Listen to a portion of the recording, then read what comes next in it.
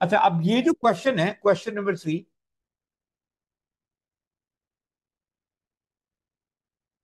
अब इस क्वेश्चन में मामला कुछ ये है कि ये पास में कुछ 2 से 3 मरतबा अब ऐसा हो चुका हुआ है कि एग्जामिनर ने कंपनी की फाइनेंशियल परफॉर्मेंस एंड पोजीशन की असेसमेंट मांगी है। अच्छा, जब भी उसे क्वेश्चन किया है, उसे कंप्लीट क्वेश्चन 20 मार्क्स से ही किया हुआ है, और काफी ज्यादा उसने डिटेल आपको डेटा प्रोवाइड कर दिया है।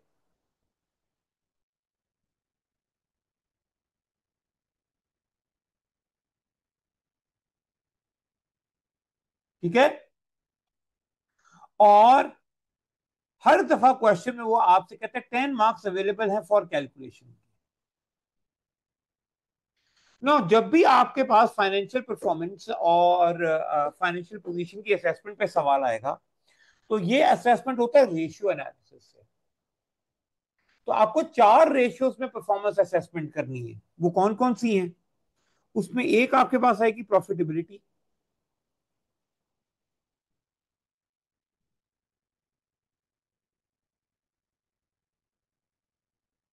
एक होगी जनाब आपके पास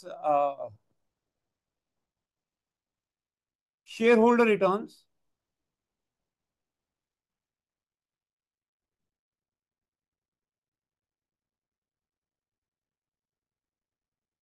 एक मेजर होता है लिक्विडिटी, और आखिर में आता है आपकी गेयरिंग, जिसको इंसॉल्वेंसी रिस्क भी बोलते हैं, लॉन्ग टर्म रिस्क जिसको हम कहते हैं।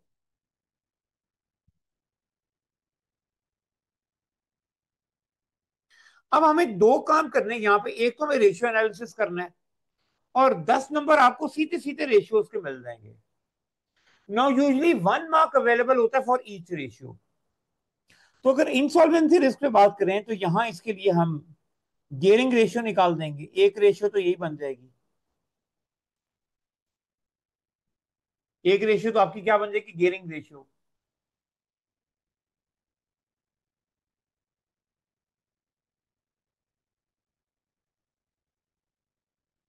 जबकि अगर मैं बात करूं लिक्विडिटी की, तो इसके लिए आपके पास क्या आ सकता है? इस वैसे तो इसके साथ बहुत सारी रेशियोज हैं, लेकिन कम से कम आप करंट रेशियो तो करोगे ही ना। तो देखो, दो रेशियो तो सीधी सीधी होंगी आपके पास।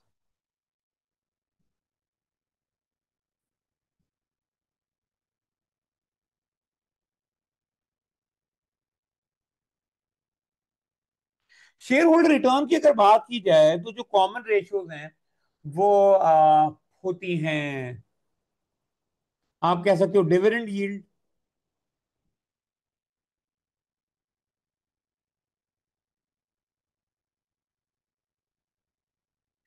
अच्छा जी, कैपिटल गेन जो कि शेयर की प्राइस में ग्रोथ है।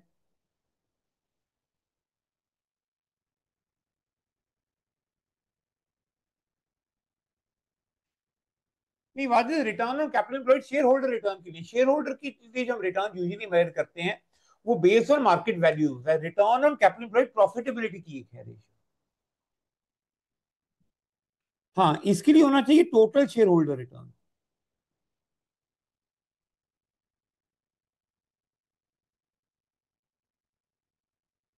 इसके अलावा अर्निंग यील्ड, पी रेशियो वगैरह हो सकती है।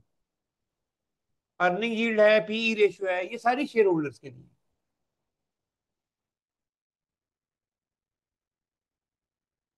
जबकि प्रॉफिटेबिलिटी का जो मेजर होता है, वो आपके लिए सेल्स ग्रोथ में आप देखते हो,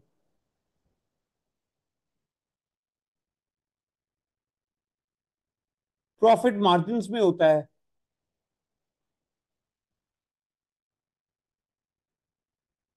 और यहां बेस कह सकते हैं रिटर्न ऑन कैपिटल एम्प्लॉयड पे, आरओसी। अभी देखो, मैंने क्वेश्चन नहीं पढ़ा, मैंने क्वेश्चन नहीं पढ़ा, तो आप देख रहे हो मोटी मोटी मैंने 8 रेशियो तो पहले ही सोच ली है ना।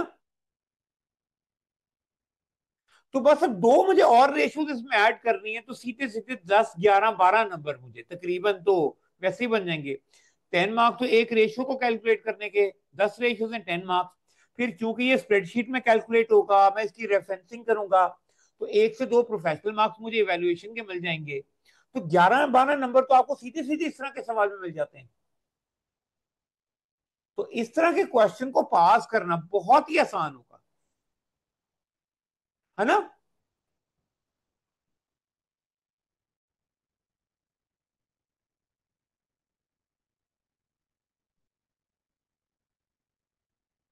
तो अब हम जरा सिनेरियो देख लेते हैं, बाद में मैं 1-2 रेशियोज ना इसमें ऐड करता हूँ, कोई कौन सी जरा ज्यादा इंपॉर्टेंट है जिसपे हम डिस्कशन कर सकते हैं। ये तो लेंगे ही लेंगे हम।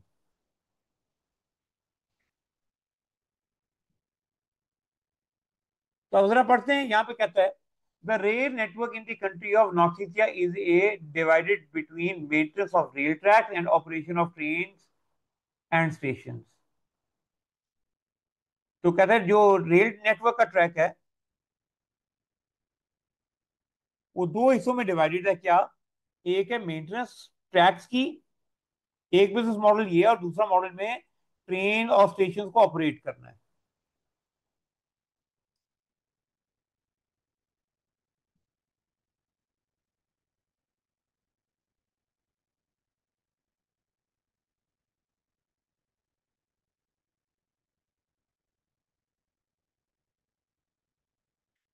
यहाँ पर कहते हैं single company own by north east central government is responsible for maintenance and rail track. इसमें जो नॉर्थ ईस्टिया की कंपनी है उसकी जिम्मेदारी मेंटेनेंस की है। The operation of rail service divided into a number of franchises. ये ऑपरेशन जो है वो बहुत सारी फ्रेंचाइजेस में डिवाइडेड है। Franchises are operated by share holder owned companies, ये अपनी अपनी जाहिर प्राइवेट कंपनीज हैं, with some companies operating more than one franchise, जिसमें कुछ कंपनी एक से ज्यादा फ्रेंचाइजेस भी रन कर रही हैं। The franchises are awarded for a specific number of years. The revenue from franchises mainly derived from ticket sales for rail journeys. The two big companies involved in operating the rail service is Northia and Grand Country Railways. Sorry, north east के under उसके अंदर कहते हैं 2 franchises हैं, एक है GCR और एक है city town railway CTR. The franchises are operated by, sorry नीचे आप पढ़ रहा हूं मैं, which passengers used to get work and service covering the areas where there is a significant leisure and tourist travel. The most important distinction in ticketing pricing for both companies is that the most expensive fare are charged to the passenger going to work in the morning and coming home in the evening. तो यानी prices कहते हैं जो ticket की होगी वो सुबह जाते वक्त, और शाम को जो वापसी की प्राइसेस हैं वो ज्यादा हैं। बाकी टाइम वो समझ ले ऑफ पीक आवर्स होंगी, वहां पे जो फेयर की प्राइसेस है वो कम होती होंगी, है ना। और जो सिटी ट्रेन होती है उसमें यूजुअली ऐसा ही होता है कि पीक आवर्स में प्राइस ज्यादा होता है, ऑफ पीक में कम होता है। ठीक है, हम इसको हमारे यहाँ आप देख सकते हो कि जो राइड हेलिंग सर्विसेज हैं उसमें जब पीक आवर्स होते हैं सुबह तो प्राइस ज्यादा होती है, और जब ऑफ पीक आवर्स होते हैं तो प्राइसेस कम होती हैं। हमारे पास ये जो उबर क्रीम वगैरह की, ठीक है जी। आगे, over the last few years there has been an increasing number of complaint by the passengers. So एक प्रॉब्लम क्या आ रहा है कि पैसेंजर्स की कंप्लेंट आ रही है, किसके बारे में? About GCR train services. ठीक है, जो कि क्या नाम था उसका, ग्रैंड कंट्री रेलवेज का। GCR train are older and on average and break down more frequently. ट्रेनें उसकी पुरानी हैं और अक्सर खराब हो जाती हैं। Now GCR percentage of train cancelled is also higher. उनकी ट्रेन की कैंसिलेशन भी ज्यादा है। अब आई डोंट नो, क्योंकि इस क्वेश्चन में उसने फाइनेंशियल परफॉर्मेंस पूछा हुआ है, तो ये जो चीजें आ रही है ये जरा नॉन फाइनेंशियल एस्पेक्ट में आ रही है। तो हमने अगर प्रॉफिटेबिलिटी लिक्विडिटी वगैरह के रेशियोज में करना है तो देखते हैं आगे जाके ये किसी फाइनेंशियल वैल्यू से मिल पाता या नहीं मिल पाता। अदरवाइज हमें ये शायद इसकी इतनी जरूरत ही ना पड़े। फिर पैसेंजर्स ने लैक ऑफ स्टाफ अवेलेबिलिटी भी कंप्लेंट किया हुआ है, तो ये पैराग्राफ मैं नोट कर लेता हूँ कि कंप्लेंट्स के ऊपर है, पुअर नॉन फाइनेंशियल परफॉर्मेंस पर है, ताकि अगर मुझे दोबारा जरूरत पड़े तो मुझे मालूम हो मैंने कहाँ देखना है। सॉरी, नीचे चला गया। कहता है in response of government notified GCR last month that one or more of its franchises may not be renewed when they end. अब इन प्रॉब्लम की वजह से उनको रिस्क है कि जनाब ये बिजनेस जो है ये तो हम आपका बंद कर देंगे। Unless GCR invest in up-to-date trains, cancel fewer train and enhance facility, जब तक कि वो एनहांस ना करे। तो अच्छा मुझे ये बात समझ आ रही है।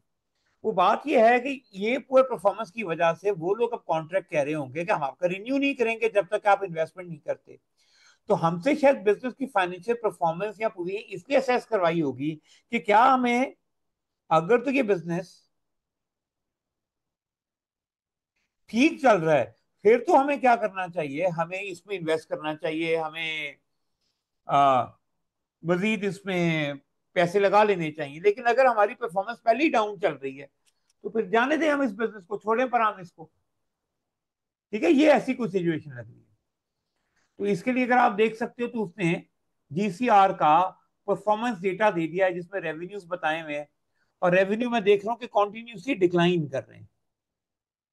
ठीक है, ये तो मुझे अभी नजर आ रहा है, कितने परसेंटेज से कर रहे हैं ये हम देख लेंगे अभी। तो ऑपरेटिंग प्रॉफिट भी हमारे डिक्लाइन कर रहे हैं। वैसे तो फाइनेंस कॉस्ट भी हमारी कम हुई, जिस चीज का मतलब है डेट शेयर कम हो रहा है हमारा। लेकिन प्रॉफिट्स हमारे कम हो रहे हैं, जबकि डिविडेंड में देख सकता हूँ डिविडेंड कंसिस्टेंट है। ठीक है, डिविडेंड में चेंज नहीं आ रहा। अलबत्ता मैं ये एक चीज मेरी नजर से गुजरी हुई है कि जो प्रॉफिट पे आउट है ना वो अच्छा है। खैर, आगे अगर मैं देखता हूँ तो स्टेटमेंट ऑफ फाइनेंशियल पोजीशंस में कॉन्टिन्यूसली नॉन करंट एसेट भी डिक्लाइन कर रहे हैं, शायद अब पुराने हो रहे हैं तो डेप्रिसिएशन चार्ज होती जा रही है, नए एसेट तो ला नहीं रहे हैं। बैंक एंड कैश भी रिड्यूस हो रहा है आपका। तो ये रिड्यूस रही है, समझ नहीं आ रहा। अदर करंट एसेट्स भी कम हो रहे हैं आपके। इक्विटी की तरफ जाएं तो टोटल इक्विटी में नया शेयर तो कोई इशू नहीं हुआ है ना। अलबत्ता शेयर कैपिटल आपके सारे रिजर्व्स की वजह से बढ़ता जा रहा है, प्रॉफिट जो होते जा रहे थे। नॉन करंट लाइबिलिटी भी आपकी थोड़ी कम हो रही है, उसके बारे में नोट है, पढ़ते हैं अभी हम। करंट लाइबिलिटीज भी वैसे तो आपकी कम हो रही हैं, और टैक्स भी जो आपको पे करना पड़ता है वो तो 1 साल का लग रहा है एरियर में। अच्छा जी। इसके अलावा मार्केट प्राइस का डेटा उसने दे दिया है। अदर डेटा में उससे कुछ नॉन फाइनेंशियल डेटा मुझे नजर आ रहा है, यानी जर्नीज कितनी है। इससे रेवेन्यू की असेसमेंट बहुत अच्छी हो सकती है कि मैं पर जर्नी कितना रेवेन्यू अर्न कर रहा हूं मैं।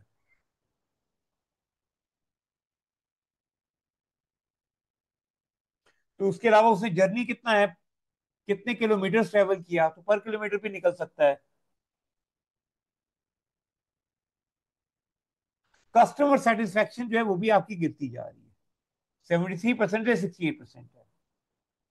नोट में उसे बताया कि non current asset consist of land and building, train and plant and equipment, यानी वही उसमें डेप्रिसिएशन की वजह से शायद कमी आ रही है।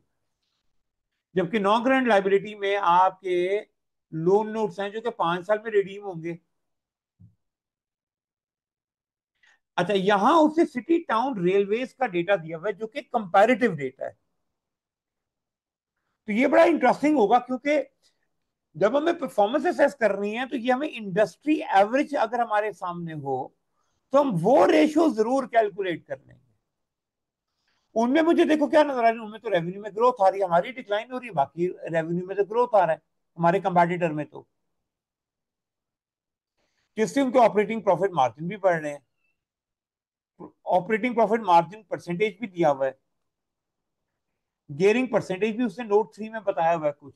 अच्छा, गेयरिंग बड़ी इंपॉर्टेंट होगा उसका नोट, क्योंकि जिस पैटर्न में उसने गेयरिंग बताई हुई है उसी पैटर्न पे कैलकुलेट करने की आपको रेशियो के मार्क मिलेंगे। बाकी आपकी कंपेटिटर की मार्केट प्राइस यानी उसकी ग्रोथ भी हम देख सकते हैं, यानी कंपेटिटर डेटा भी काफी सारा दिया हुआ है। ठीक है, और नोट में उसने देखो बताया हुआ है कि हमने मार्केट वैल्यू बेसिस पे गियरिंग लेनी है, जो कि फॉर्मूला का non current liability divided by non current liability plus equity. ये बड़ा इंपॉर्टेंट है कि जिस तरह से आपको क्वेश्चन में गियरिंग बोलेगा उसी तरह से गियरिंग रेशियो निकालने के मार्क्स हैं। लाइक अगर यहाँ पे आप बुक वैल्यू के बेसिस पे एस्टिमेट करोगे तो आपको मार्क्स नहीं मिलने, या अगर आप market value of debt over market value equity ले लेते हो तो भी आपको मार्क्स अवेलेबल नहीं होंगे। ठीक है। तो यहां मुझे कुछ जो रेशियो समझ आ रही है ना मुझे ले लेनी चाहिए। वो एक तो सेल्स ग्रोथ प्रॉफिट मार्जिन के साथ मेरा ख्याल ग्रोथ इन ऑपरेटिंग प्रॉफिट भी उसने बताया हुआ है। नहीं, ग्रोथ तो नहीं बताया हुआ, गियरिंग आ गई। समथिंग लाइक मुझे रेवेन्यू पर जर्नी शायद निकाल लेना चाहिए, है ना।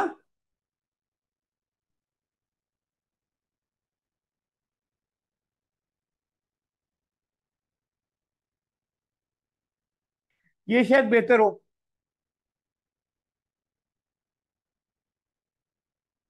रेवेन्यू पर जर्नी, क्योंकि कंपैरेटिव डेटा है तो मैं इसको एनालाइज अच्छे से कर सकता हूं।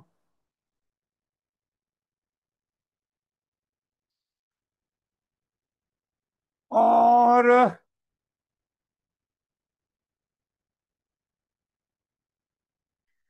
मेरा ख्याल है मुझे पेएबल पीरियड भी देख लेना चाहिए, क्योंकि क्वेश्चन में ना उससे पेएबल्स जो हैं वो हमारे, हम उनको टाइम पे पे कर पा रहे हैं या नहीं कर पा रहे वो हमें इससे पता लगेगा।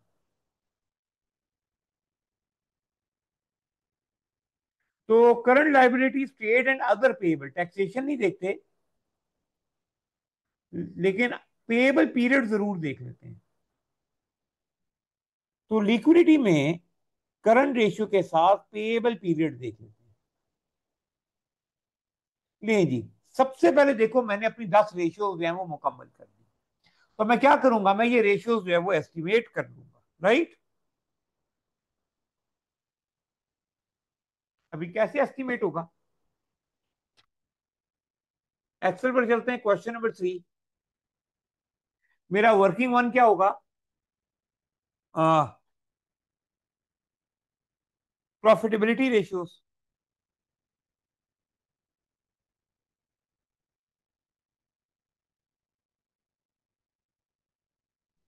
और अब यहां पर ना मैंने जो डिजायर की है ना रेशियो उनकी हेडिंग बना देता हूं। लाइक सेल्स ग्रोथ है।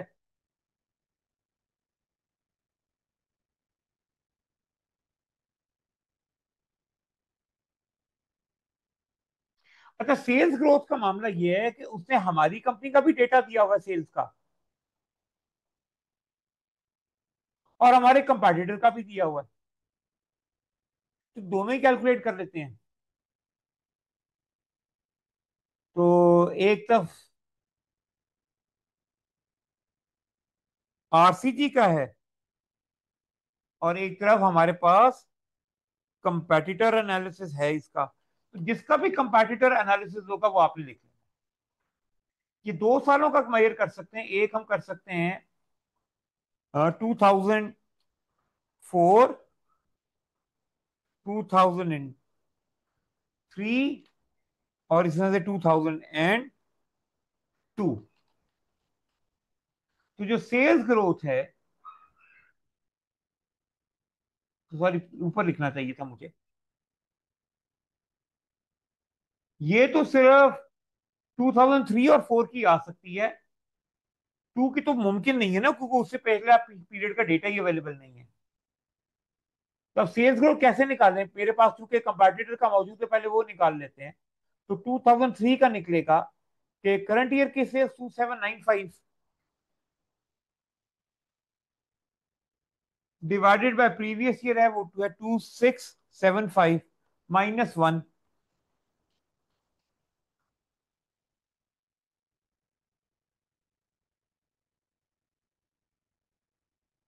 तो कंपैटिटर ने ग्रो किया 4.49%। 2004 में कितनी ग्रोथ है, वो है 29202795। -1। तो कंपैटिटर में जो है वो तो 4.47% की ग्रोथ आ रही है सेल्स में। तो मार्केट में पोटेंशियल तो है। लेकिन हमारी सेल्स कितनी हो रही हैं, ये ऊपर उसने बताया हुआ है, ये रही। 2003 में हमारी सेल्स थी 2555 की, जबकि उससे पिछले साल हमारी सेल्स थी 2490 की, -1। तो हमारी भी सेल्स बढ़ रही हैं लेकिन कम। इस तरह से आरसीजी का यानी 2004 में देखते हैं तो कितना है, 2612 डिवाइडेड बाय 2555 -1। तो ये को 2.23% है। यानी अगर मैं सेल्स ग्रोथ देखूं तो कंपैटिटर की तकरीबन कोई 4.5% है और हम कोई 2.5% के ऊपर है। ये तो हो गया सेल्स ग्रोथ। और क्या मेजर करते हैं, तो हम इसका मेजर कर लेते हैं प्रॉफिट मार्जिन।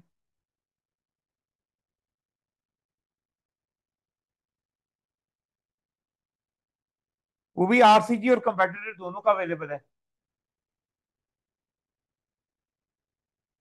तो आरसीजी का प्रॉफिट मार्जिन कितना है, ये रहा। पीबीआईटी है, बल्कि प्रॉफिट आफ्टर टैक्स लेते हैं। प्रॉफिट मार्जिन जो है वो ऑपरेटिंग प्रॉफिट का ही होता है, ऑपरेटिंग प्रॉफिट से लेते हैं। तो 240 डिवाइडेड बाय 2490, 240 डिवाइडेड बाय 2490, तो ये कोई 9.64% का बनता है।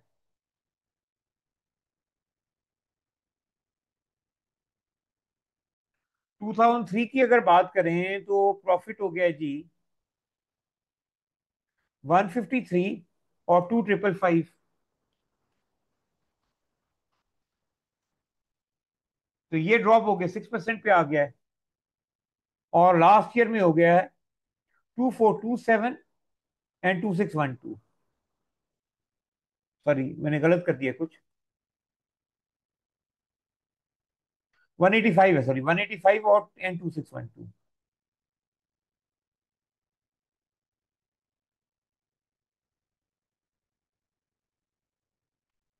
तो 7% का प्रॉफिट मार्जिन। कंपैटिटर की अगर बात करें तो ये रहा। कंपैटिटर के प्रॉफिट मार्जिन उससे खुद हमें बताए हुए वो है 9.83, 9.77 और 9.65।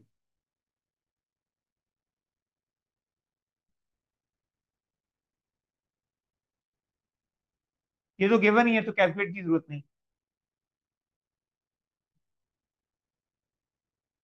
अच्छा, तीसरी चीज मैंने कैलकुलेट की हुई है किसमें, हमने क्या निकाली थी,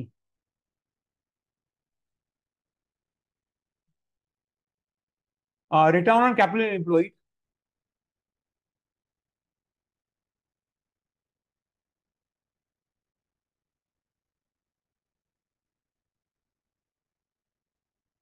ये मेरा ख्याल है कंपैटिटर की,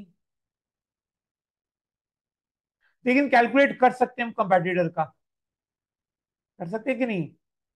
ऑपरेटिंग प्रॉफिट है, नहीं कर सकते, कैपिटल एम्प्लॉयड नहीं है, ये कंपैटिटर का तो कैलकुलेट हो ही नहीं सकता। तो ये सिर्फ आरसीजी का ही कैलकुलेट होगा।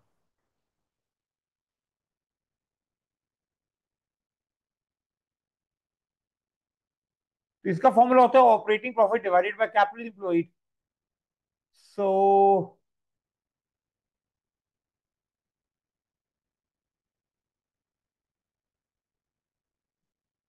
प्रॉफिट तो है,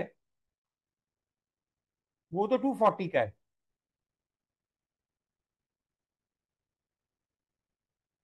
बट कैपिटल एम्प्लॉयड हम कैसे निकालते हैं, तो वो होता है total asset minus current liabilities, यहाँ equity plus long term liabilities.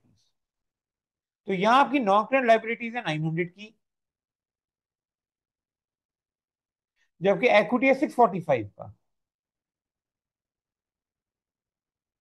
तो रिटर्न ऑन कैपिटल एम्प्लॉयड आप कैसे निकालोगे, ऑपरेटिंग प्रॉफिट जो कि 240 का है, divided by equity plus liabilities कर देते हैं, वो है 645 एंड 900।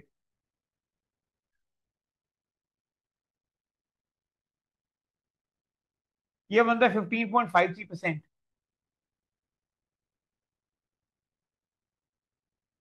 इसी तरह से अगले साल का बनता है,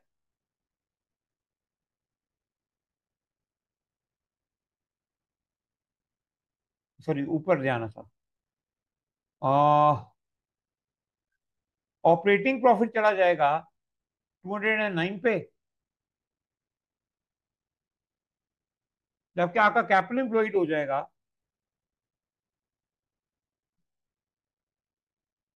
705 एंड 800 का।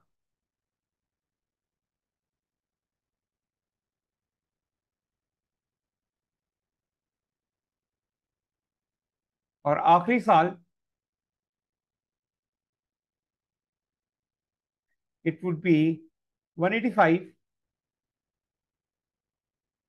डिवाइडेड बाय, अब कैपिटल एम्प्लॉयड कितना है, तो इक्विटी है 749 की,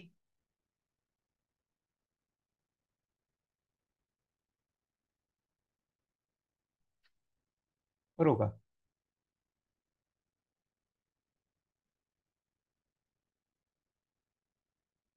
वो किधर गया, 749, ये रहा 700 की नॉन करेंट, तो 749 प्लस 700, तो ये कोई 12.77% है। और चौथी चीज मैंने निकाला था रेवेन्यू पर जर्नी,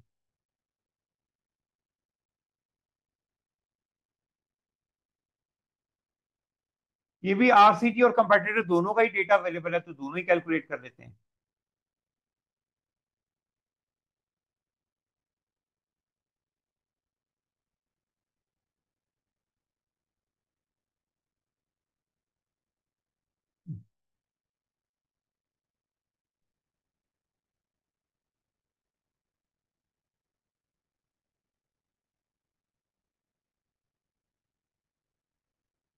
तो कंपनी का टोटल रेवेन्यू है जी,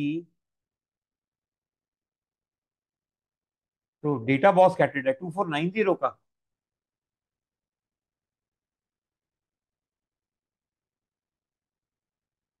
और नंबर ऑफ जर्नी थी 216।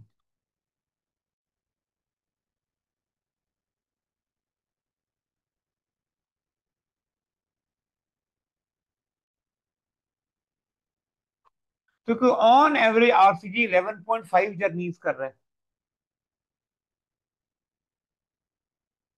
अच्छा, मैं इसको कॉपी पेस्ट कर देता हूँ, एडिट बाद में कर लेते हैं, क्योंकि ना बड़ा टाइम लग रहा है मुझे, और 243 है।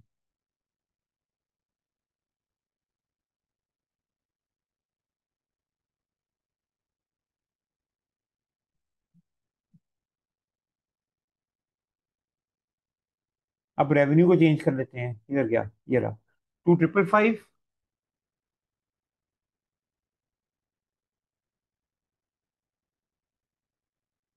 और 2612।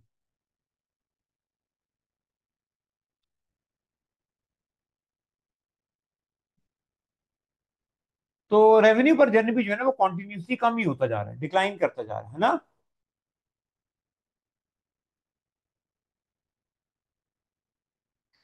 नहीं, कहाँ मिलते हैं पॉइंट्स, क्योंकि जब आपको एनालिसिस करने के लिए आपको कंपैटिटर की पोजीशन तो एनालाइज करनी पड़ेगी ना आपको साथ। लेकिन एक टाइप ऑफ रीजन है, ये जो ने प्रॉफिट मार्जिन निकाला है ना, तो ऐसा नहीं कि आरसीजी का 1 मार्क कंपैटिटर का 1 मार्क, नहीं, ये दोनों को कैलकुलेट करूंगा तो 1 मार्क मुझे मिलेगा।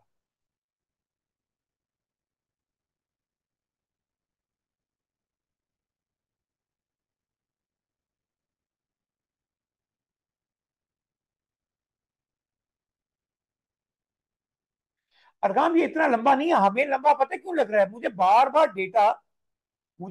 बार डेटा ना लेता देखना पड़ रहा है। पेपर में इसकी टेक्निक टिप ये है कि आप इसको पेपर पर लिख लो, आप ना जो कॉमन डेटा चाहिए, देखो मुझे रेवेन्यूज बार बार ऊपर नीचे करके स्क्रॉल डाउन करना पड़ा। अगर आप इसको रफ पेपर पर लिख लो अपना ये डेटा, फिर तो ये रेशियो कैलकुलेट करना बहुत आसान है। मैं तो बार बार स्क्रीन चेंज कर रहा हूँ, इस वजह से बहुत टाइम लगता है। स्क्रीन चेंज करके ढूंढता हूँ किधर गया। ठीक है, ये वरना इतना लेंथी नहीं है। और इजी मार्क्स है, ये मुफ्त के देखो नंबर है। है ना। अच्छा जी। देखो ना, मैं अब फिर नीचे जा रहा हूँ कंपैटिटर का लिखने। कई दफा मैंने सेम डेटा मुझे रिपीट करना पड़ रहा है।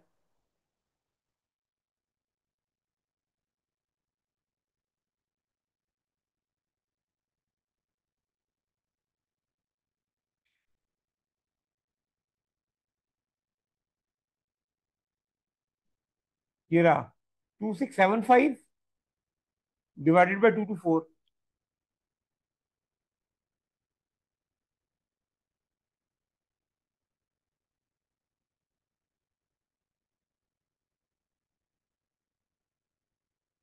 फिर 2795 एंड 234।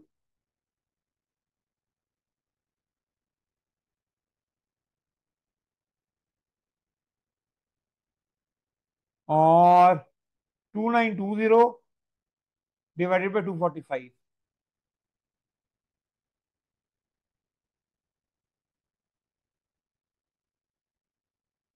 तो रेवेन्यू पर जर्नी अगर मैं देखता हूँ तो वो कंपेटिटर का कंसिस्टेंटली हमारा जो है वो कॉन्टिन्यूसली डिक्लाइन करता जा रहा है ना। ये तो हो गया हमारा प्रॉफिटेबिलिटी। अच्छा, अब जरा शेयर होल्डर की रेशियो देख लेते हैं, वर्किंग टू बनाता हूं मैं।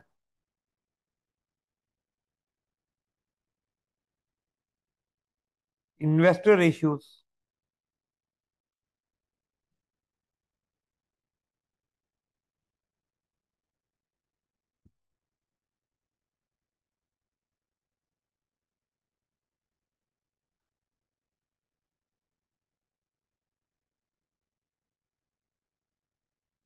तो इन्वेस्टर रेशियो में कौन कौन सी रेशियो हमने देखनी है।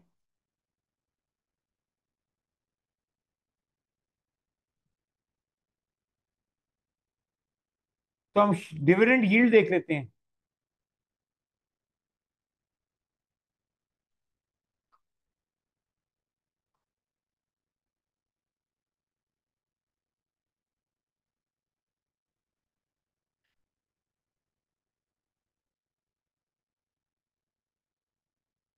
बल्कि ये रेशियोज आप देख लो कि ना, मैं चाह रहा हूँ कि मैं अब जरा एनालिसिस पे आ जाऊं। हमने एक एक करके सबको एनालाइज भी करना है, तो हमने प्रॉफिटेबिलिटी रेशियोज तो देख ली है ना। तो हम पहले क्या करते हैं, प्रॉफिटेबिलिटी रेशियो को जरा एनालाइज कर लेते हैं कि क्या हो रहा है, ताकि कुछ तो डिस्कशन चले हमारी। ठीक है। तो क्वेश्चन नंबर 3 के अंदर all workings are in the spreadsheet.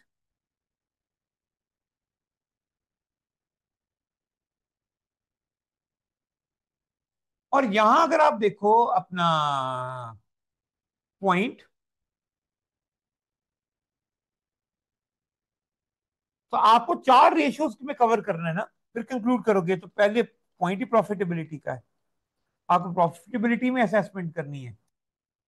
आपको असेसमेंट करनी है शेयर होल्डर्स वेल्थ में,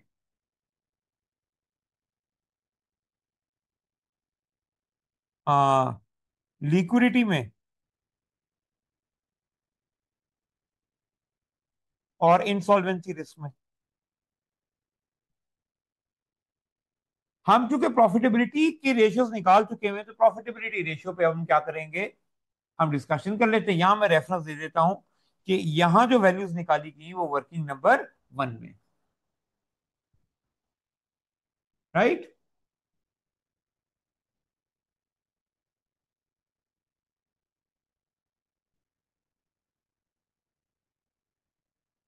अब ये याद रखना कि यहाँ पे 10 मार्क्स अगर कैलकुलेशन में चले गए हैं, तो आपके पास पूरा एनालिसिस करने के, डिस्कशन करने के सिर्फ 10 नंबर अवेलेबल है।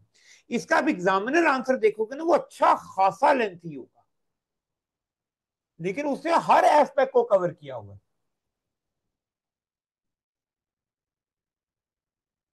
उसने ना हर एस्पेक्ट को कवर किया हुआ है। आपके लिए जरूरी नहीं है कि आप हर एस्पेक्ट को कवर करो, जो रेशियोज आपने कैलकुलेट किए हैं उसको आप थोड़ा थोड़ा एनालाइज कर दोगे। लाइक प्रॉफिटेबिलिटी में पहले रेवेन्यूज पर बात कर लेते हैं। सॉरी, और इसके लिए मैं क्या करता हूं, मैं जरा एक स्क्रीन कर रहा हूं मैं, ये रही।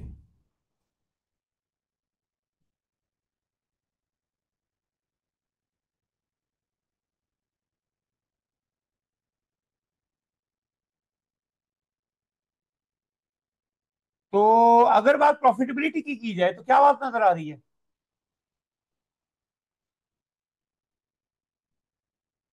क्योंकि क्या बात नजर आ रही है, starting with the sales growth. तो कंपनी की जो सेल्स ग्रोथ है वो है तो सही। सो रेवेन्यू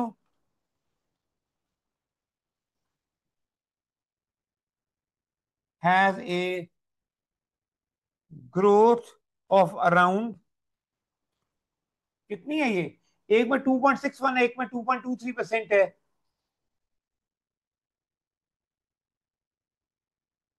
तो बिटवीन 2 to 3% है ना, 2 to 3%, है ना, 2% और 3% के दरमियान में ही है। बट जो हमारा कंपैटिटर था वो, उसका नाम था, खैर उसने मुझे बताया हुआ है,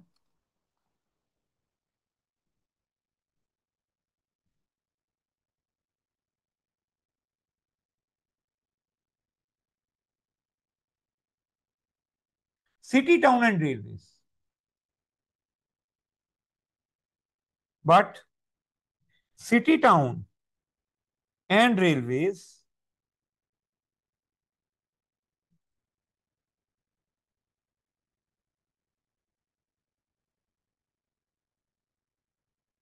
इज ग्रोन एट ऑलमोस्ट 4.5%। वहां जो ग्रोथ रेट है वो 4.5% का आ रहा है, तो हमसे तो तकरीबन डबल हो गया,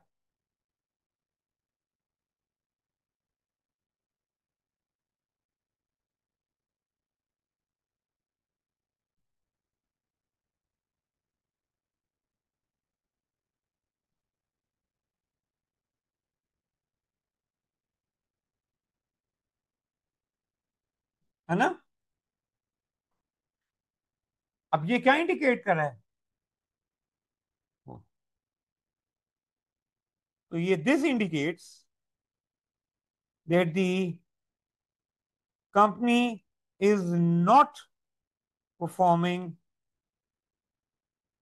एज पर,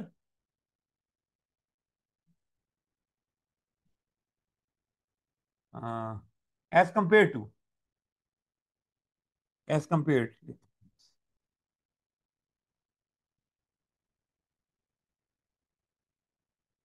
अच्छा, प्रॉफिट मार्जिन की अगर हम बात करें तो प्रॉफिट मार्जिन भी 2002 में ऑलमोस्ट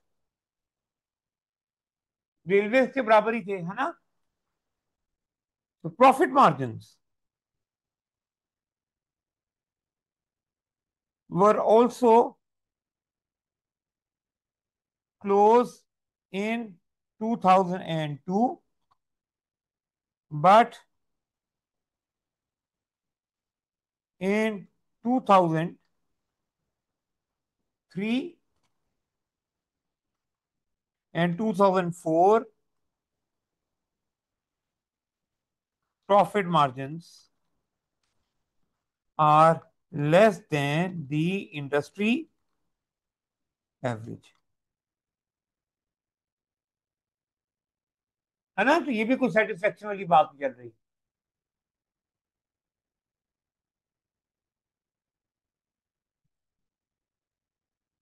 अच्छा, तीसरा क्या है, despite capital employed has fallen.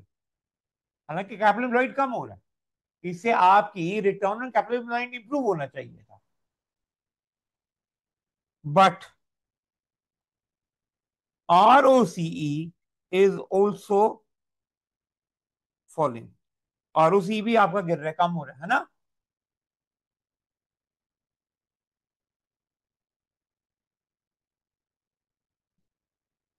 We were matching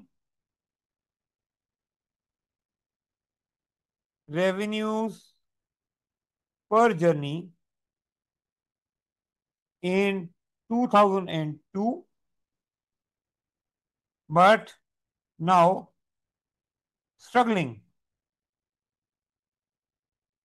in 2003 and 4।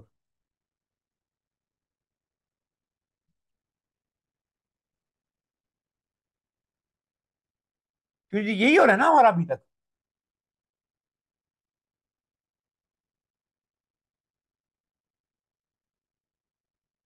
बल्कि यहाँ पे 2002 यानी कि डिक्रीज ही कर रहा है।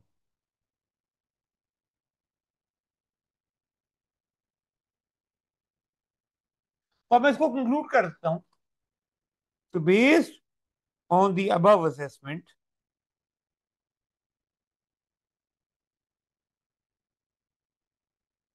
The profitability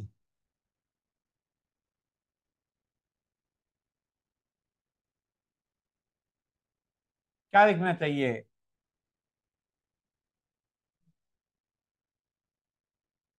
isn't doing great, is not doing great, यहाँ स्ट्रगल कर रहा है।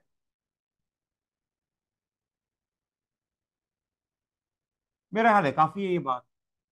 तो यहां देखो, मैंने सीधा सीधा जो प्रॉफिटेबिलिटी की रेशियोज निकाले उसके एक ट्रेंड एनालिसिस करके मैंने आपको बता दिया। समझ आ गया कि नहीं? अब यहां पे ये कितना इजी सवाल है, इसमें ये क्वेश्चन कितना ज्यादा इजी हो जाएगा आपके लिए मार्क्स स्कोर करने के लिए, है ना।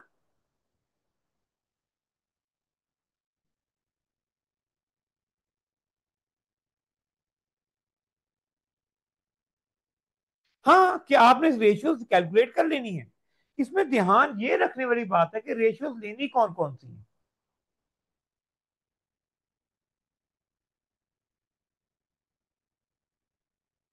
अगर आया तो ऑफ कोर्स।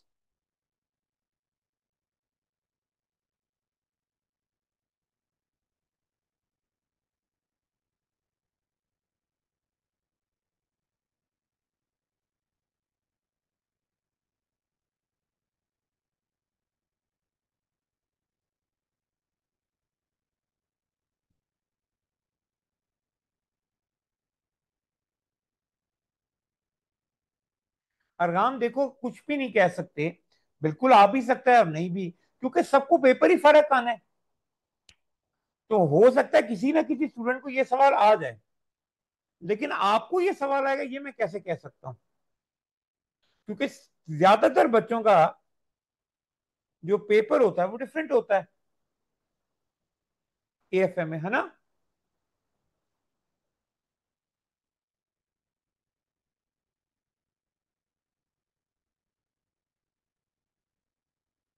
अच्छा जी, अब कौन सी रेशियोज देख लें?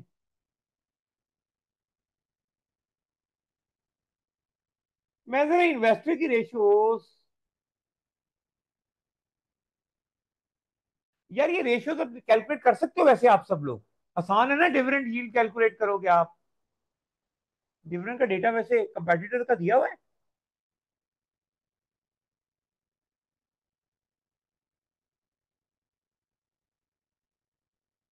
नहीं।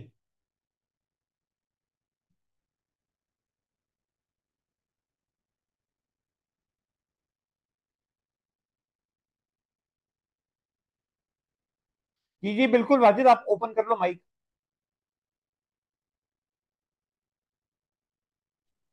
अस्सलाम वालेकुम सर। जी वालेकुम अस्सलाम। सर ये जो सर ये प्रॉफिटेबिलिटी की हमने की है, इसको हम रिलेट कर सकते हैं कि हमारी जो सी ट्रेन्स हैं उनकी हालत वगैरह इतनी सही नहीं है, जैसे उसने वो बताया था ऊपर, जैसे कि रेलवेज हमारी ट्रेन्स वगैरह की हालत सही नहीं है, उसके ऊपर हाँ इन्वेस्टमेंट हाँ की बिल्कुल, ज़रूरत है। लेकिन कर सकते हैं। देखो पता है क्या है, इसमें तो उसने हमें इतना डेटा मुझे दे दिया हुआ है, रेवेन्यू के ऊपर इतने आर्गुमेंट्स दिए हुए हैं कि अगर मुझे यहाँ पे उतना 20 मार्क्स का क्वेश्चन होता और कहता सिर्फ प्रॉफिटेबिलिटी पे असेस करो, तो मैं आपको 20 नंबरों का कर यस। देता। Okay sir. ठीक है। सर तो यहाँ कमर्शियल तो अकुमेंट भी इतना मिलता है ना फिर ये अगर आप वो लिखते हैं तो? सॉरी, यहाँ तो इतना ज्यादा डेटा है कि अगर आप इसको एनालाइज करने लग जाओ तो आप बहुत कुछ लिख सकते हो। लेकिन आपको क्या करना है, अपने आप को बाउंड करना है with the marks available. Okay sir. ठीक है, इस तरह के सवाल में ये सॉल्व करना बहुत आसान है ये क्वेश्चन। लेकिन यहां जो प्रॉब्लम आती है वो क्या होती है कि आप ओवर रन कर दो किसी एक एरिया में टाइम पे। तो ओके देखने सर। वाली बात है कि 4 एरियाज है कवर करने के लिए। ठीक है, उन 4 एरियाज में 10 नंबर तो आपके रेशियो एनालिसिस के चले गए, तो आप जिसके लिए आपने 10 रेशियो सिलेक्ट करके वही रेशियोज कैलकुलेट करनी। ठीक। ठीक होगा सर। अब आपने जब ठीक है सर। एनालाइज करना है तो आपके पास टेक्निकल कितने मार्क्स अवेलेबल हैं इसको एनालाइज करने के 5। लिए? नहीं, 10 मार्क्स। 5। सर वो 5 तो वो कमर्शियल अकुमेंट्स वगैरह के हैं ना, और वो नहीं दूसरे नहीं, हैं। टोटल 25 है चंदा। Okay sir. तो 10 टेक्निकल है और 10 टेक्निकल मार्क्स हैं। Okay sir. अब अगर आप 10 टेक्निकल मार्क्स को डिस्ट्रीब्यूट कर तो 4 एरियाज हैं, तो ठीक होगा ऑन सर। एवरेज 2.5 मार्क आपके पास बस एक एरिया को कवर करने के लिए अवेलेबल है। अब उसमें चलो प्रॉफिटेबिलिटी के 3 नंबर आप लगा लो, तो आपको ये देखना है कि क्या प्रॉफिटेबिलिटी में 3 नंबर के बराबर लिख रहा हूं कि नहीं लिख रहा हूं। उसमें हाँ जिस हद तक हो सके आप जरूर लिंक करते ना, आपको कमर्शियल एक्यूमेंट मिलना शुरू हो जाएगा बस। इसका आप आंसर पढ़ोगे ना, आपने तो परेशान, आप लोगों ने परेशान हो जाना, इतना कुछ मैनेज कैसे करेंगे। लेकिन आपको इतना सारा लिखना ही नहीं है। हमेशा एग्जाम के अंदर जितनी डिटेल में जाना है वो आपको मार्क्स गाइड करेंगे, राइट।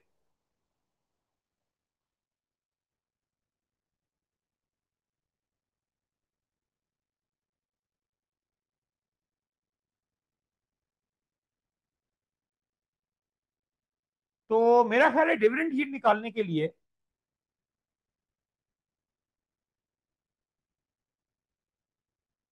मैं ना पहले मार्केट वैल्यूज ले लेता हूं,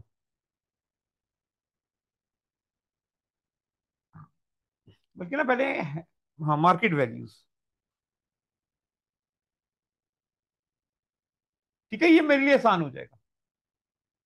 तो मार्केट वैल्यू ऑफ इक्विटी कैसे निकाल सकते हैं? तो इसके लिए अगर मैं क्या करूं, मैं शेयर प्राइस को नंबर ऑफ शेयर से मल्टीप्लाई कर देता हूं।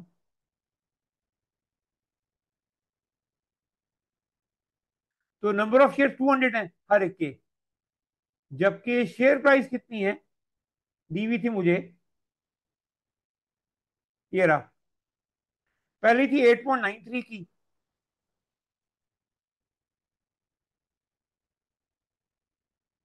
8.93 मल्टीप्लाई बाय 200। तो पहले मार्केट वैल्यू ऑफ इक्विटी थी 1786 की, फिर कितनी हो गई 8.22 और 7.56।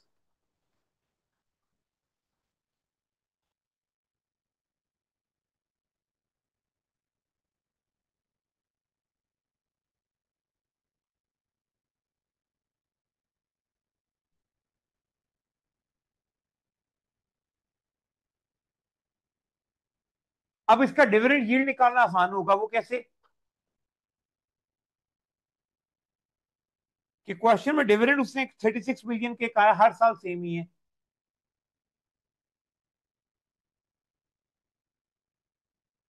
डिवाइडेड बाय मार्केट वैल्यू में करता जाता हूं, तो मेरे पास डिविडेंड यील्ड आ जाएगी कंपनी की। ठीक है, इसको परसेंटेज में देख लेते हैं हम। तो ये 2.02% है। अच्छा, इसको तो मैं कॉपी पेस्ट ही कर दूंगा ना, क्योंकि हर साल डिविडेंड सेम ही था इसका, 36 मिलियन का। मार्केट वैल्यू ऑफ इक्विटी मैंने निकाल ली थी, तो हर साल मेरा डिविडेंड यील्ड बढ़ रहा है, लेकिन डिविडेंड यील्ड बढ़ने की वजह बेसिकली क्या है कि मार्केट वैल्यू फॉल कर रही है। तो साथ ही साथ में इसका कैपिटल गेन भी कैलकुलेट कर लेते हैं यहाँ पे। तो कैपिटल गेन पहले साल का तो आएगा नहीं, जबकि आगे कैसे आता है, तो आपको current market value divided by previous year की मार्केट वैल्यू -1 करते जाओ तो कैपिटल गेन आता जाएगा। और ये आपका गेन जो है ना वो एक्चुअली लॉस हो रहा है, पुरानी प्राइसेस फॉल कर रही हैं आपकी।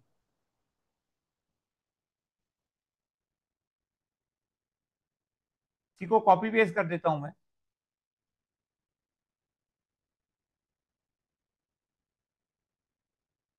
तो कैपिटल गेन आपका डिक्रीज कर रहा है। अच्छा, प्राइस एप्रिसिएशन उसने कंपेटिटर की बताई हुई है।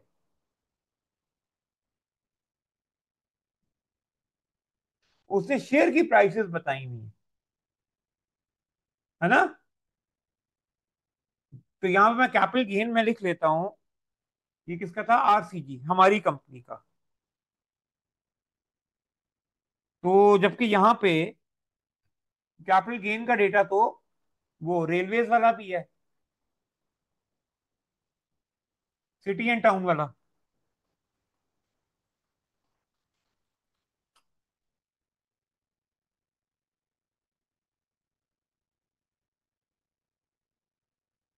वो भी मेजर कर लेते हैं, जरा कंपैरिजन के लिए आसानी हो जाएगी। तो वो है 10.64 -10 पॉइंट, डिवाइड ही कर देता हूँ सीधा, डिवाइडेड बाय 10.82 -1।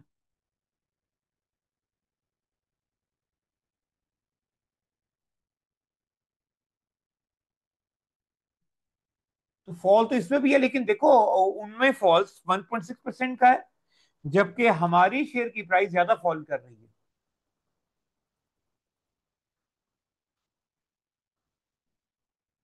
उधर भी 10.45 और 10.64 है।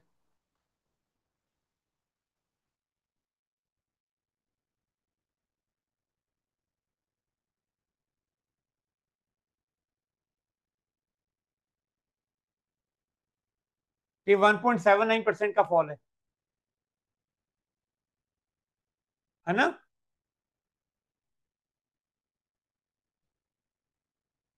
अच्छा जी, और हमने कौन सी रेशियो देखनी थी?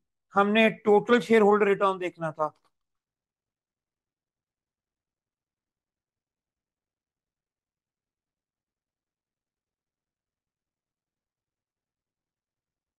अच्छा, टोटल शेयर होल्डर रिटर्न मैं आपको बताऊं बड़ी आसानी से निकल आएगा, क्योंकि टोटल शेयर होल्डर रिटर्न जो है ना वो डिविडेंड यील्ड और कैपिटल गेन दोनों का सम होता है। तो हम डायरेक्टली भी कर सकते हैं कि क्या, मैं डिविडेंड यील्ड और ये जो कैपिटल गेन है ना इसको इकट्ठा कर दूं तो मेरे पास टोटल शेयर होल्डर रिटर्न आएगा, जो कि नेगेटिव में है, क्योंकि दोनों ही साल नेगेटिव में है। और ये जाहिर हम निकाल नहीं सकते क्योंकि इससे प्रीवियस ईयर अवेलेबल नहीं था। ठीक है, 3 रेशियोज हो गई, और कौन सी रहेगी रेशियोज? ये 3 ही हमने रखी थी। तो अब इनकी बेसिस पर क्या करेंगे, इन्वेस्टर्स को हम कवर कर लेते हैं।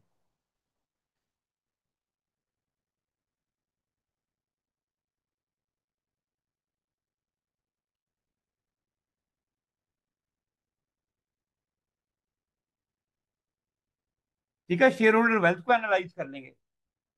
तो शेयर होल्डर वेल्थ को एनालाइज मैं वर्बली कर रहा हूं, अब मैं लिख नहीं रहा हूं, क्योंकि टाइम जरा थोड़ा, मैं चाह रहा हूं अगले 15 मिनट के अंदर 12 से 13 मिनट में हम अपने सेशन को क्या करें, वाइंड अप कर ले। ठीक है, तो वर्बली एग्जाम जरा इसको डिस्कस कर लेते हैं। तो आपको क्या नजर आ रहा है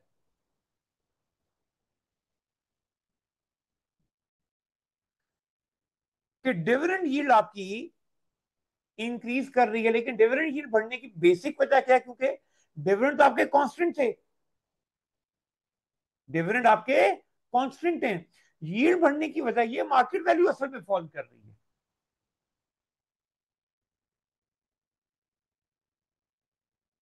जिससे आपको नजर आ रहा है कि शेयर की प्राइसेस में वो फॉल हो रही हैं। नो, शेयर की प्राइसेस तो मार्केट में भी फॉल हो रही थी, तो एक ट्रेंड था, लेकिन आपकी जो फॉल है वो बहुत ज्यादा है। यानी अगर आपकी कंपेटिटर का 1.66% है, तो आपकी शेयर की प्राइस 7.95% से फॉल की है।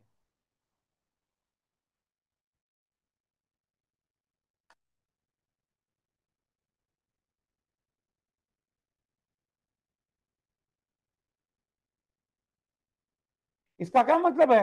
ये एक हमें क्या इंडिकेट कर रहा है कि जो इश्यूज कंपनी फेस कर रही है ना इस वक्त, उससे शेयर होल्डर को भी कंसर्न है, तभी तो शेयर की प्राइसेस गिर रही हैं। टोटल शेयर होल्डर में भी देखो उसको कॉन्टिन्यूसली लॉस होता जा रहा है। सो ओवरऑल हम यहां पे कंक्लूड कर सकते हैं कि जो कंपनी है वो शेयर होल्डर की वैल्यू क्रिएट नहीं कर पा रहा,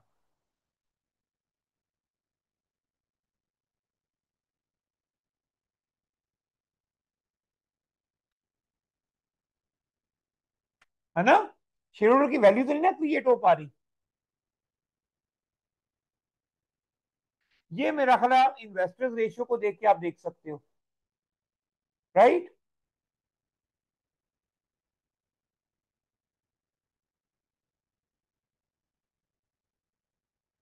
इसी तरह वर्किंग थ्री में आप रेशियोज देख लोगे लिक्विडिटी की। लिक्विडिटी में दो रेशियोज देख लेते हैं, एक आई करंट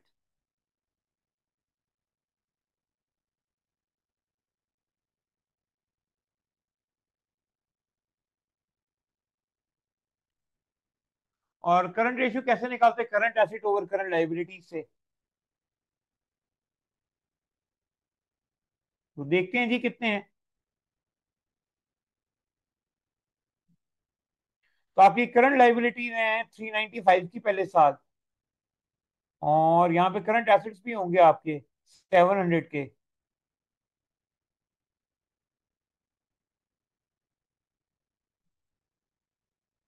तो ये है 1.72।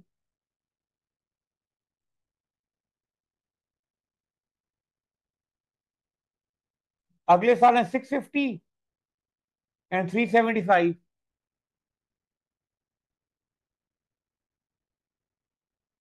तो ये है 1.73।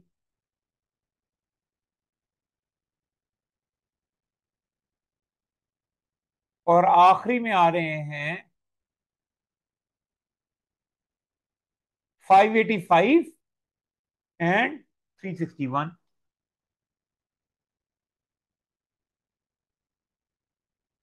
तो आपको नजर आ रहा है कि करंट रेशियो जो है वो अब वो फॉल करती जा रही है, तो आहिस्ता आहिस्ता आपको लिक्विडिटी प्रॉब्लम्स भी शुरू हो रहे हैं।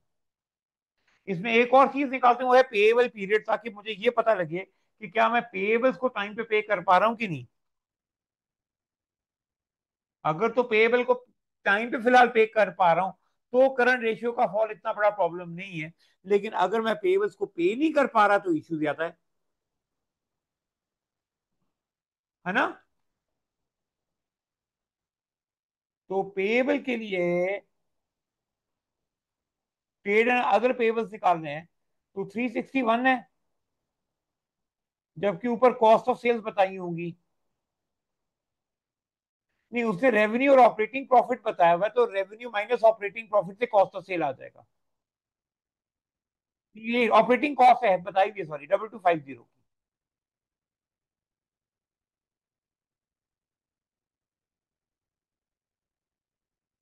So equal 361 divided by 2250 into 365। तो ये है आपका 58 डेज।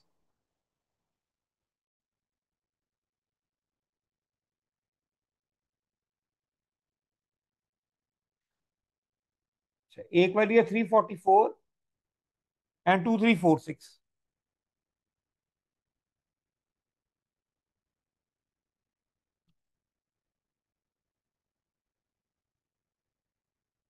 ये आपका पेएबल पीरियड है 53 डेज का। और लास्ट ईयर में आपके जो पेएबल्स आ रहे हैं वो 333 के पेएबल्स हैं, और ऑपरेटिंग कॉस्ट जो है वो है 2427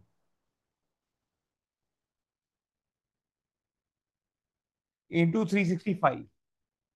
तो आपका पेएबल पीरियड जो है ना वो तो डिक्रीज कर रहा है। इसका मतलब है आप अपने लिक्विडिटी को अगर मैं एनालाइज करूं तो करंट रेशियो बेशक आपकी फॉल कर रही है, लेकिन आप अपनी लाइबिलिटीज को टाइम पर सेटल कर पा रहे हो, है ना?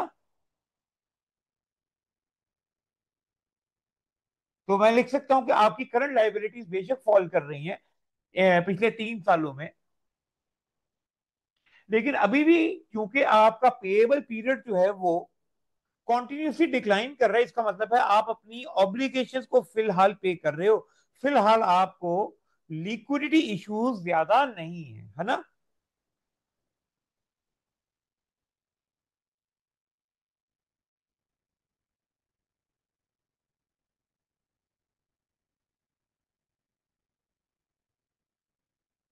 तो इस तरह से मेरा ख्याल है लिक्विडिटी के ऊपर एनालिसिस बनता है, और आखिर में आप इंसॉल्वेंसी रेशियो देखोगे। ओ सॉरी, इधर लिखना था, वर्किंग फोर।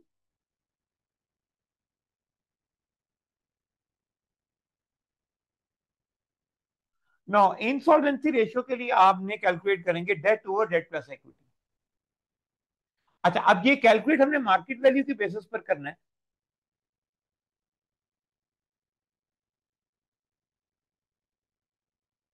तो मार्केट वैल्यू ऑफ इक्विटी तो हमने ऊपर कैलकुलेट कर ली थी, डेट की देखते हैं कि मार्केट वैल्यू कितनी है। इसके बारे में मेरा ख्याल एक नोट लिखा हुआ था उसमें।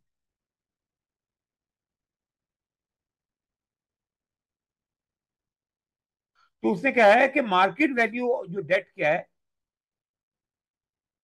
वो बराबर है नॉमिनल वैल्यू के।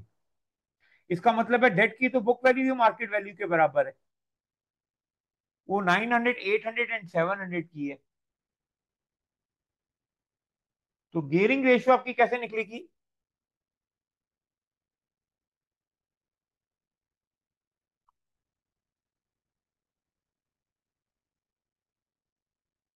कितनी थी? 9, 8 एंड 700 है। तो इक्वल 900 डिवाइडेड बाय डेट है 900 प्लस इक्विटी की मार्केट वैल्यू कितनी है, ये ऊपर हमने लिखा हुआ है 1786 की। तो परसेंटेज में एक्सप्रेस करना है।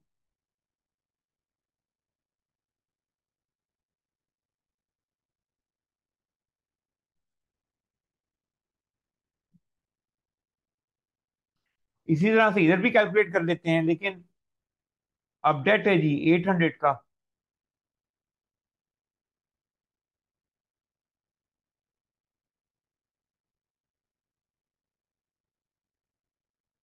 और ये कितना है जी 700 का।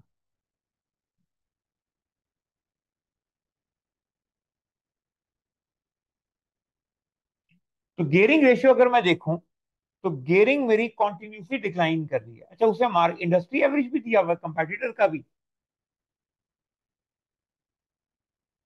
हाँ, कंपेटिटर का भी दिया हुआ है।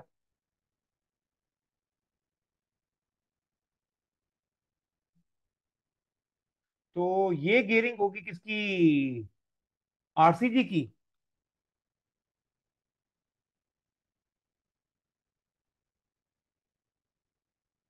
जबकि जो दूसरा का कंपेटिटर है उसका भी उसने वैसे हिंट दिया हुआ था, क्या कहते हैं उसको। तो डेटा ठीक ठाक है इसमें। जीसीआर उसका उसने खुद प्रोवाइड किया हुआ है, कितना है?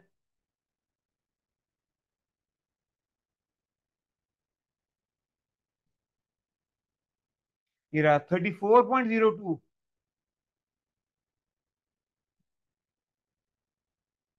34.23 एंड 34.44%। तो अगर मैं इंसॉल्वेंसी रिस्क देखूं तो वो मुझे कुछ ज्यादा नजर नहीं आ रहा। इनफैक्ट हमारी पोजीशन कॉन्टिन्यूसली इंप्रूव ही हो रही है।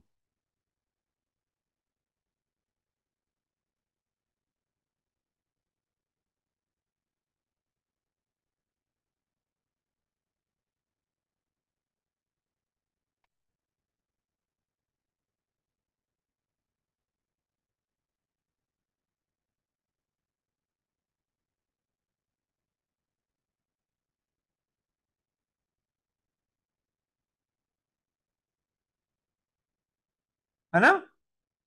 इसमें अभी तो ये डिक्रीज करी है, शायद और कम डिक्रीज करती है, क्योंकि मार्केट वैल्यू की बेसिस के ऊपर है ना। तो अगर हमारी शेयर प्राइसेस इतनी ज्यादा फॉल ना हुई होती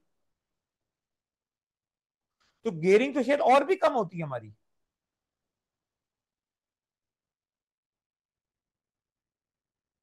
तो इनसॉल्वेंसी रिस्क नहीं है। इनफैक्ट ये एक छोटी सी मुझे इंडिकेशन दे रहा है कि अगर मुझे फर्दर न्यू इन्वेस्टमेंट के लिए डेट लेना पड़ता है तो मेरे पास कैपेसिटी होगी कि मैं थोड़ा बहुत डेट ले सकता हूं।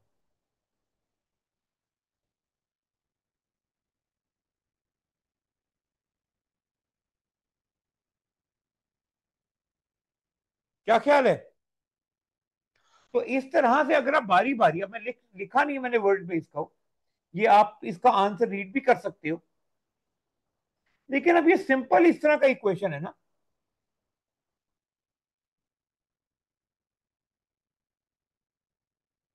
कि आप शेयर होल्डर वेल्थ, इक्विटी और इंसॉल्वेंसी रिस्क को एनालाइज कर सकते हो।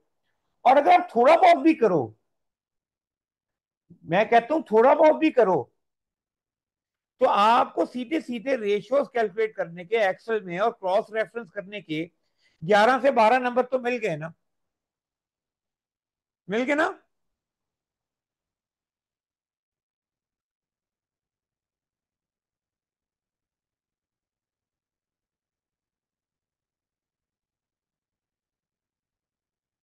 और सिमिलरली अगर ज्यादा नहीं, किसी में दो, किसी में एक नंबर के बराबर भी लिखो, कुछ थोड़ा आप थोड़ा बहुत भी आप लिंक कर दो,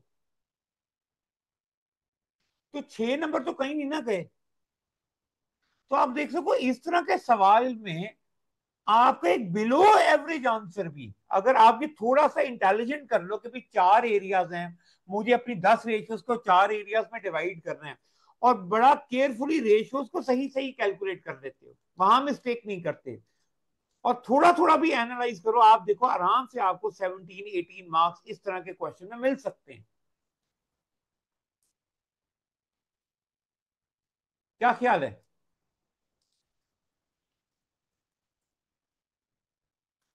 तो इस तरह के जो सवाल है ना, ये बहुत ईजी होते हैं।